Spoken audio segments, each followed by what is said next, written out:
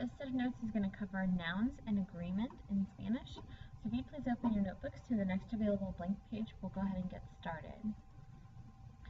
Okay, nouns in Spanish are referred to as los sustantivos, and they are either masculine or feminine.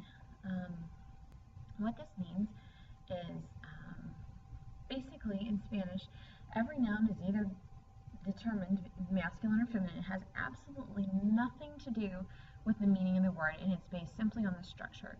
There are just two different structures to nouns in Spanish, and we've decided to refer to those as masculine and feminine. So, for example, the word dress is el vestido. It's a masculine word because of the structure of the word, even though dresses are typically associated with girls and they're typically considered something feminine. Doesn't matter, it has to do with the structure of the word, not its meaning. So, in saying that, feminine nouns usually end in the letter A. Masculine nouns typically end in any letter besides A. There are some exceptions, and we will talk about those as we go throughout the year in Spanish 1. Más de los sustantivos, so un poco más. We can make most nouns plural by adding S. If the noun ends in a consonant, then we need to add ES in order for the noun to be plural. So, for example, el calcetín becomes los calcetines. Okay, since the word calcetín ends with the letter N, we know that's a consonant. We're going to add ES to make it plural. La pared becomes las paredes, and again, because it ends with the letter D, a consonant, we're going to add ES.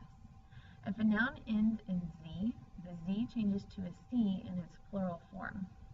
So, por ejemplo, el lápiz becomes los lápices. Lápiz ends with a Z, that Z swaps out with a C, and we have los lápices. And that spelling change happens to preserve the pronunciation of the word, so it has to do with the way the word is spoken. If a noun in Spanish is plural, we have to make it the plural as well. And I'll explain what I mean by that. So, los artículos definidos mean definite articles, and definite articles in English, it's the word the. And in Spanish, there are 4 different ways to say the, and it depends on whether or not a word is masculine, feminine, plural, or singular. So, if you have a masculine singular noun like el lápiz, you're going to put L in front of it. Once it becomes plural, then you have to use los lápices. A feminine noun, la mesa. Feminine singular, it's going to be la.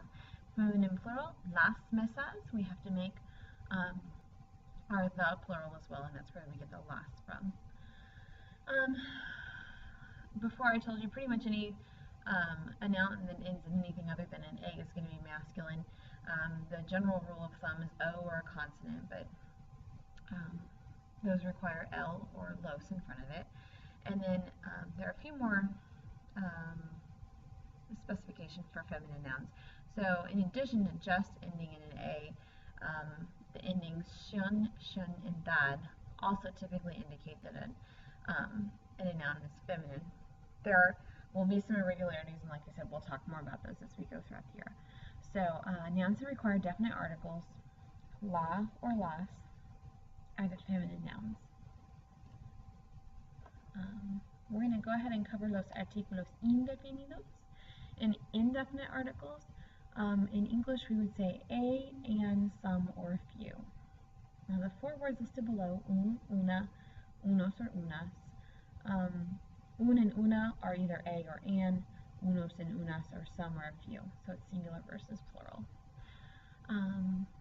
Again, like we said before, nouns that end in O or consonant are typically masculine, and those will get un or unos in front of them. Un if it's singular, and unos if it's plural.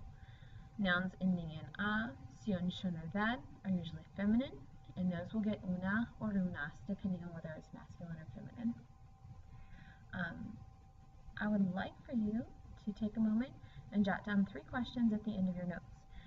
These can either be 3 questions over material you didn't understand, or 3 review questions if you got it and you're good to go. We will go over your questions in class tomorrow, and we will talk more specifically about the information in this PowerPoint.